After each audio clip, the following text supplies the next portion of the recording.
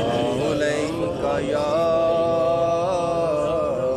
رسول اللہ،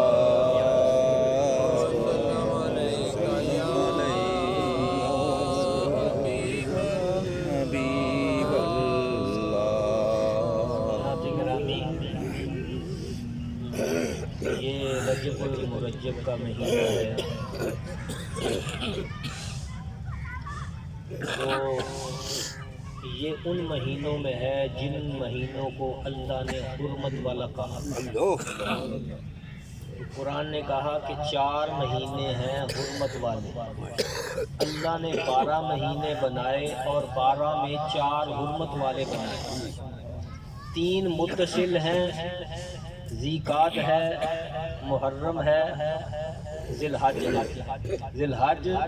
ذیقعد اور محرم، اور چوتھا مہینہ جو ہے یہ ہے رجب کا۔ تو ہمارے پنجاب میں بھی اس مہینے کو کہتے ہیں زکوٰۃ والا مہینہ۔ اور حضرت عثمان ذی النورین جب رجب کی پہلی ہوتی تو آپ خطبہ دیتے کہ لوگوں، یہ جو رجب ہے یہ شہر اللہ ہے، یہ اللہ کا مہینہ ہے، یہ اللہ کا مہینہ ہے، اور اس میں زکوٰۃ دو۔ حضرت عبداللہ ابن زبیر فرماتے ہیں کہ رجب ایسا مہینہ ہے، اس مہینے میں اگر کوئی کسی مصیبت زدہ کسی مجبور کی حاجت روائی کرے،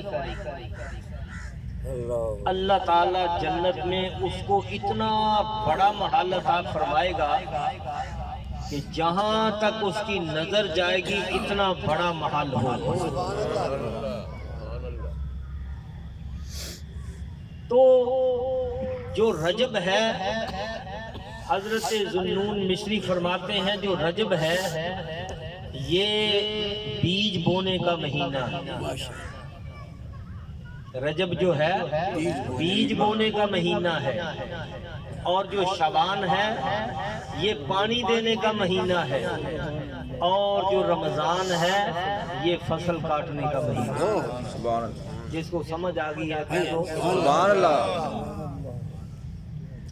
پھر فرمایا کہ رجب جو ہے یہ بدن کو پاک کرتا ہے، اور شعبان دل کو پاک کرتا ہے، اور رمضان روح کو پاک کرتا ہے۔ اس لیے قرآن پاک میں 32 مقام پر، کتنے پر؟ 32 مقام پر قرآن پاک میں نماز کے ساتھ زکوٰۃ کا حکم ہے، اور مجموعی طور پر قرآن پاک میں 84 مرتبہ زکوٰۃ کا حکم ہے۔ اس لیے میں نے چاہا کہ جس کا اتنا حکم ہے قرآن پاک میں کبھی وہ بھی ہمیں بیان کرنا چاہیے۔ یاد رکھیے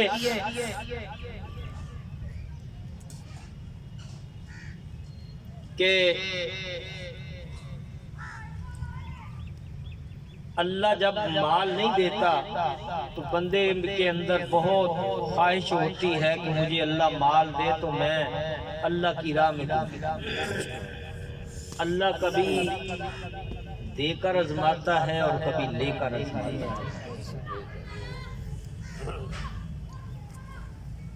سال بن حاتب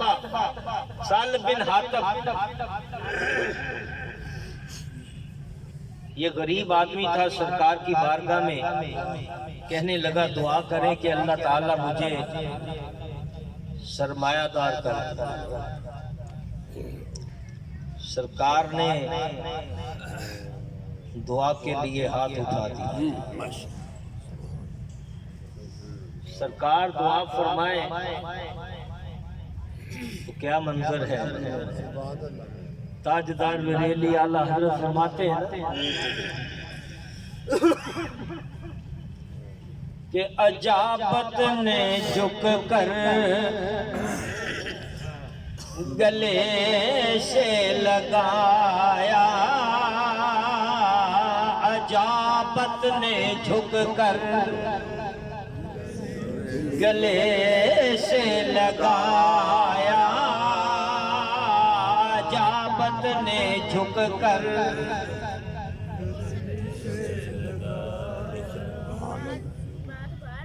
اجابت نے جھک کر گلے سے لگایا، بڑی ناز سے جب دعائے محمد، سبحان اللہ سبحان اللہ،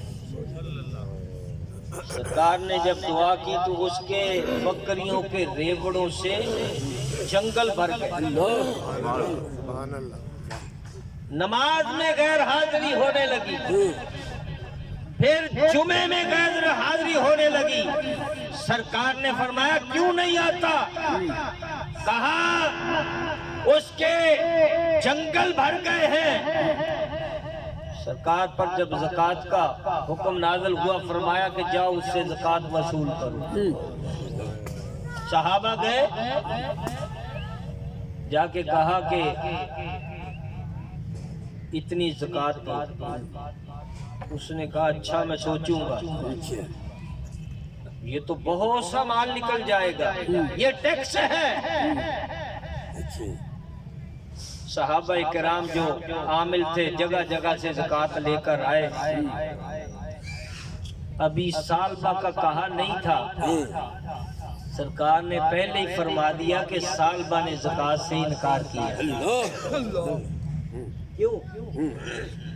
اس کی وجہ یہ ہے کہ تاجدار بریلی نے فرمایا کہ سر عرش پر ہے تیری گزر، سر عرش سر عرش پر ہے تیری گزر، دل فرش پر ہے تیری نظر، سر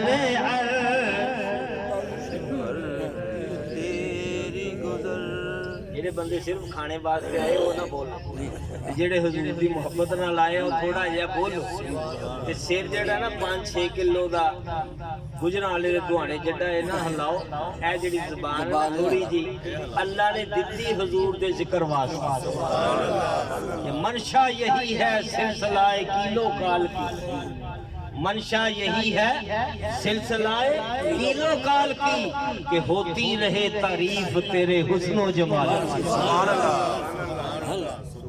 پھر یہ مہینہ بھی معراج شریف کا ہے کہ سر عرش پر ہے تیری، سر عرش پر ہے تیری گزر، سر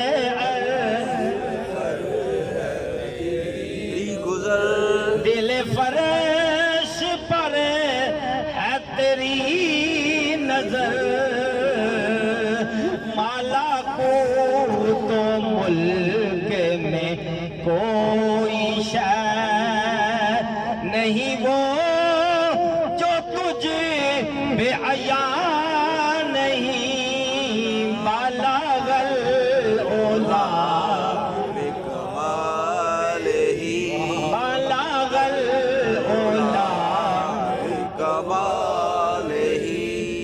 تو حضرات گرامی اس نے انکار کیا۔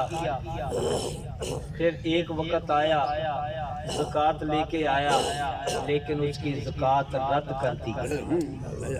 حضرت ابوبکر کے دور میں بھی آیا، زکوٰۃ رد کر دی گئی۔ جس کو حضور رد کر دے پھر کوئی بھی قبول نہیں کرے۔ ایک شخص تھا، اس کو حضور کی بارگاہ سے نکال دیا گیا، قرآن کی کتابت کرتا تھا، کچھ حرف اس نے آگے پیچھے کیے، حضور کی بارگاہ سے نکال دیا گیا۔ اور حضور کی بارگاہ سے جب نکالا مر گیا، اس کو دفن کیا گیا تو زمین نے بھی اپنے اندر سے نکال دیا۔ زمین نے کہا کہ اگر نبی نے قبول نہیں کیا تو میں بھی قبول نہیں کرتی۔ کسی نے کہا ہو سکتا ہے نکال دیا ہو۔ دفن کیا، دفن کرنے کے بعد دیکھا دوسرے دن پھر اس کی لاش اوپر پڑی۔ ایسا ٹائم بھی آ جاتا۔ تو یہ نہ ہو کہ آج ہم کہیں کہ ہم اللہ کی راہ میں نہیں دیتے، پھر ایسا وقت آئے تو تمہارا وہ صدقہ و خیرات بھی قبول نہ ہو۔ حضرت بہلول دنا غالباً بیٹھے تھے، بازار میں کسی نے کہا حضور کیا کر رہے ہو؟ کہا بندوں کی اور اللہ کی صلح کرا رہا ہوں۔ انہوں نے کہا پھر؟ کہا اللہ مان رہا ہے، بندے نہیں مان رہے۔ پھر ایک ٹائم آیا قبرستان میں بیٹھے، پوچھا حضور یہاں کیسے بیٹھے ہو؟ کہا بندوں کی اور اللہ کی صلح کرا رہا ہوں۔ کہا کیا ہے؟ کہا بندے مان رہے ہیں، اللہ نہیں مان رہا۔ ایسا ٹائم نہ آ جائے کہ پھر ہم مانیں اللہ نہ مانے۔ اس لیے حضرات گرامی، سرکار نے بنی اسرائیل کے 3 اشخاص کا بھی کہا، ایک تھا گنجا، ایک تھا کوڑی اور ایک تھا نبینا۔ سرکار نے فرمایا کہ اللہ نے امتحان لینے کے لیے فرشتے کو بھیجا، طبیب کی شکل میں، انسانی شکل میں۔ اور یاد رکھو اللہ جب امتحان لیتا ہے، اللہ اپنے لیے نہیں لیتا، لوگوں کے لیے مثال بنانے کے لیے۔ سرکار نے فرمایا کہ وہ فرشتہ انسانی شکل میں آیا، آ کر کوڑی سے کہنے لگا کہ تجھے کیا چاہیے؟ کوڑی کہنے لگا مجھے اچھی سکین چاہیے، مجھ سے لوگ گھن کرتے ہیں، نفرت کرتے ہیں، مجھے اعلیٰ قسم کی سکین چاہیے۔ اس فرشتے نے ہاتھ پھیرا، ہاتھ پھیر کر دیکھا تو اس کی ساری جو جلد تھی وہ پاک بالکل صاف ہو گئی۔ اور کہا اور کیا چاہیے؟ کہا میرے پاس کچھ نہیں، اور ایک اس کو اونٹنی دے دی، اور اونٹنی سے اتنی برکت ہوئی کہ جنگل بھر گئے۔ پھر وہ گیا گنجے کے پاس، تجھے کیا چاہیے؟ کہا کہ مجھے بال چاہیے۔ اس فرشتے نے ہاتھ پھیرا، جلد بھی ٹھیک ہو گئی، بال بھی آ گئے۔ سبحان اللہ۔ کہا تجھے کیا چاہیے؟ اس کو ایک گائے دی گئی، اس سے بھی بڑی برکت ہوئی۔ پھر چلا گیا نبینے کے پاس، کہا تجھے؟ کہا مجھے آنکھیں چاہیے۔ فرشتے نے ہاتھ لگایا، آنکھیں آ گئی، اور ایک بکری دی، اس سے بہت مال و دولت ہو گیا۔ اللہ تعالیٰ نے فرمایا کہ اب جن کو میں نے مال دیا یہ پہلے نادار تھے، غریب تھے، پہلے یہ اس طرح کے کوئی اندھا تھا، کوڑی تھا، گنجا تھا، اب جا جا کر ان سے میری راہ میں کچھ طلب کر۔ اس کوڑی کے پاس فرشتہ آیا، آ کر کہنے لگا کہ مجھے ایک اونٹ دے دے، اور میں مسافر ہوں، مجھے اونٹ دے دے۔ وہ کوڑی کہنے لگا کہ میں سوچوں گا، میرا مال جو ہے، میں عیالدار ہوں، مجھے بہت کچھ چاہیے، میں دے نہیں سکتا۔ جب یہ کہا، اس نے کہا او کوڑی، تو کوڑی تھا، تیرے یہ حالات تھے، تو فقیر اور منگتا تھا، لوگ تو اسے نفرت کرتے تھے، اگر اللہ نے تجھے دیا ہے تو مجھے ایک اونٹ دے دے۔ کہنے لگا نہیں نہیں، میں تو جدی پشتی اسی طرح کا چلا آتا ہوں۔ کہا اچھا، اگر اللہ تجھے اسی طرح کر دے جس طرح تو پہلے تھا، اتنا کہا تو سارا مال بھی ہلاک ہو گیا اور وہ اسی طرح کا کوڑی ہو گیا۔ پھر چلا گیا گنجے کے پاس، کہا کہ مجھے ایک گائے چاہیے۔ اس نے بھی کہا نہیں، اسی تے پرانے رئیس۔ گنجے نے کی کیا؟ پرانے رئیس آسی، پرانے رئیس انہیں گنجے نے کیا اس لیے پرانے رئیس ہیں۔ انہوں نے کہا نہیں گنجیا، تسی نویں امیر ہو، اللہ تعالیٰ نے تمہیں دیتا تے اس مال دے وچوں کچھ دیو۔ انہیں کیا نہیں، اللہ تعالیٰ نے اس فرشتے نے کہا اچھا اسی طرح ہو جائے جس طرح پہلے تھا۔ دیکھا تو اسی طرح وہ گنج اور سارا مال ہلاک ہو گیا۔ پھر اللہ تعالیٰ کے فرشتے نے جا کر اس نبینے سے کہا کہ مجھے ایک بکری چاہیے، میں مسافر ہوں اور بکری چاہیے۔ اب مفتی احمد یار صاحب لکھتے ہیں کہ مسافر تھا، اس نے بکری کیا کرنی تھی؟ بکری پہ بیٹھ کر جانا تھا؟ فرمایا نہیں، وجہ یہ تھی کہ میں مسافر ہوں، بکری ساتھ لیتا جاؤں گا اور جہاں بھوک لگے گی اس کا دودھ میں پیتا جاؤں گا۔ فرمایا پھر جب نبینے سے کہا نا، اس نے کہا اللہ کی قسم میں ایسے ہی تھا، نبینا تھا، میرے پاس کچھ نہیں تھا، یہ ایک بکری نہیں جتنی چاہیے لے لے، اللہ کے نام پر اللہ نے دیا۔ تو فرمایا کہ اے نبینے تو کامیاب ہو گیا، گنجا بھی ناکام ہو گیا، گنجا بھی اور بولو گنجا بھی ناکام ہو گیا اور کوڑی بھی ناکام ہو گیا، دونوں ناکام ہو گئے۔ کامیاب وہ ہوا جو کہتا تھا کہ اللہ کے نام پر جو چاہتا لینا ہے لے لے۔ اور یاد رکھیے اللہ کا مال اللہ کی راہ میں دینا ہے، اللہ کا مال اللہ کی راہ میں دینا ہے۔ غالب نے کہا تھا کہ جان دی ہوئی اسی کی، جان دی ہوئی اسی کی تھی، حق تو یہ ہے کہ حق ادا نہ ہوگا۔ اس لیے حضرات گرامی یہ جو اور بھی اس میں بہت سے واقعات ہیں، ایک بات کہ مولانا روم فرماتے ہیں کہ ایک آدمی کے گھر میں گندم سے بھرا ہوا کمرہ ہے، بوریاں ہیں، اور ایک آدمی گندم کی بوریاں لے جا کر مٹی میں ملا دیتا ہے، کھیتوں میں ڈال دیتا ہے۔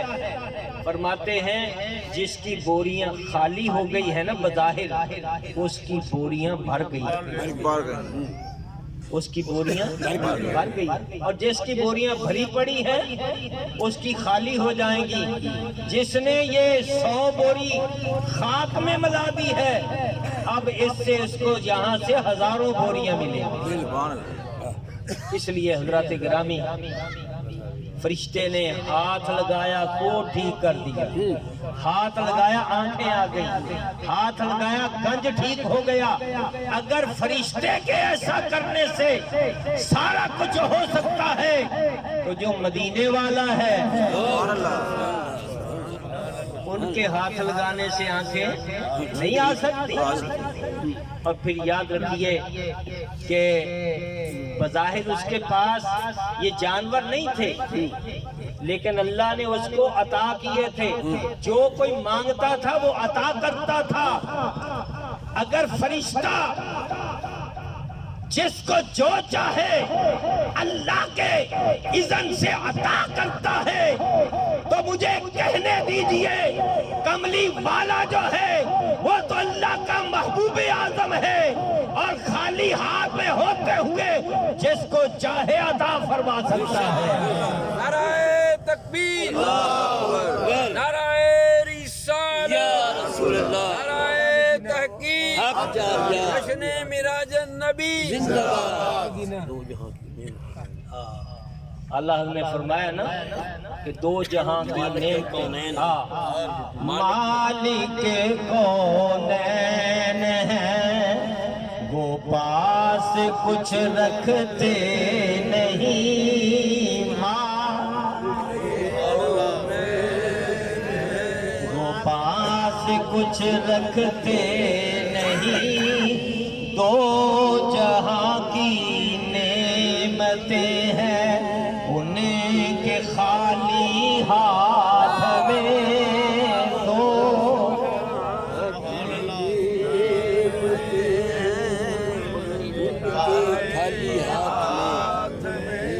بات یہ ہے کہ یہ حضور کا صدقہ ہے، ورنہ پہلے جو ایسا کام کرتے تھے نا شکلیں بدل جاتی تھی.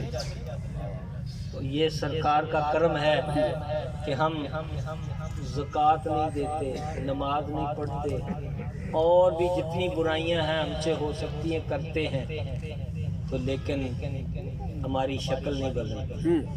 چہرے بڑے خوبصورت ہیں. تو چشتی صاحب نے کہا ہے بابا نگینہ، تو میں نے اس لیے کہا کہ اسی سیچویشن پہ ایک بات کر دوں.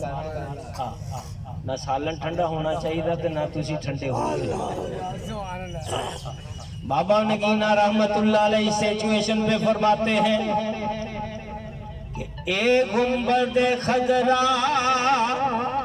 والے دے قدماں دی برکت ہے ساری. اے گنبد خضرا والے دے قدماں دی برکت ہے ساری. ورنہ جو کم ساڈے نے مٹ جاندا نام زمانے دا. کل جو دن تھا 10 رجب، یہ حضرت سیدنا سلمان فارسی رضی اللہ عنہ آپ کا یوم وصال تھا.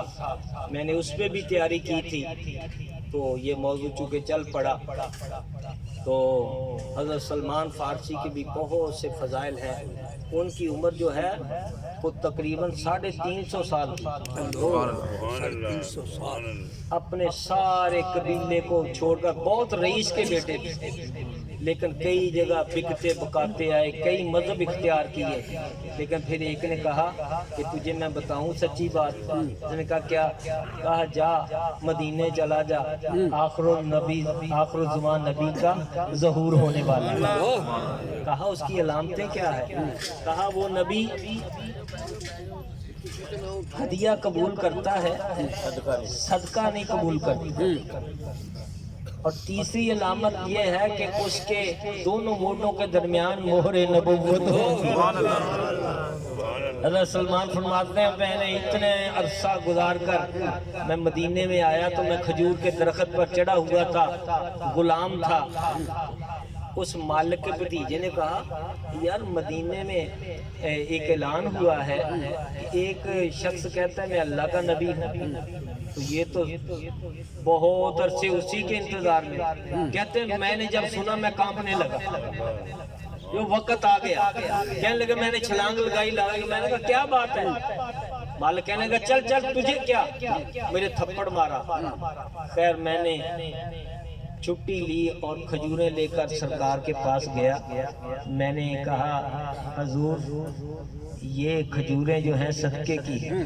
حضور نے فرمایا میں نے ان صحابہ کو دے دوں، غریب صحابہ۔ دوسرے دن پھر میں ہدیہ لے کر گیا، اور ہدیہ جب میں نے کیا تو حضور نے قبول کر لیا۔ میں نے کہا 2 نشانیاں پوری ہو گئی۔ پھر سرکار چادر لینے لگے نا، تو میں نے پیچھے ہو کے دیکھا تو مہر نبوت کو دیکھ لیا، مہر نبوت کو دیکھ لیا۔ پھر میں نے مہر نبوت پہ بوسے لیے، اور بوسے لینے کے بعد میں نے کہا حضور ایسے میں آیا ہوں۔ سرکار نے فرمایا تمام صحابہ کو اپنی سرگزشت سنا کیسے کیسے آیا، تو کہا میں نے ایسے ایسے گھر سے دوڑ کر آیا۔ سلمان فارسی نے کلمہ پڑھا، تو سرکار بھی پھر لجپال ہے۔ سبحان اللہ۔ سرکار کہتے ہیں اب کہا کر سلمان بن اسلام، یہ اسلام کا بیٹا ہے۔ سبحان اللہ۔ اور پھر سرکار نے ایسا وقت آیا کہ نہ قبیلہ تھا، نہ برادری تھی، نہ رشتہ تھا، کوئی نہیں تھا۔ سرکار نے فرمایا لوگوں سن لو، سلمان منا اہل البیت، سلمان منا اہل البیت۔ فرمایا سلمان جو ہے یہ میرے گھر والوں میں سے ہے، یہ بھی میری اہل ہے۔ اس لیے سلمان فارسی کی بھی بہت فضائل ہیں، انشاءاللہ ان کا بھی مرتبہ و مقام بیان ہوتا رہے گا۔ تو معراج شریف کا مہینہ ہے، تو آج آپ سے کہنا ہے کہ آج ذرا دل کھول کر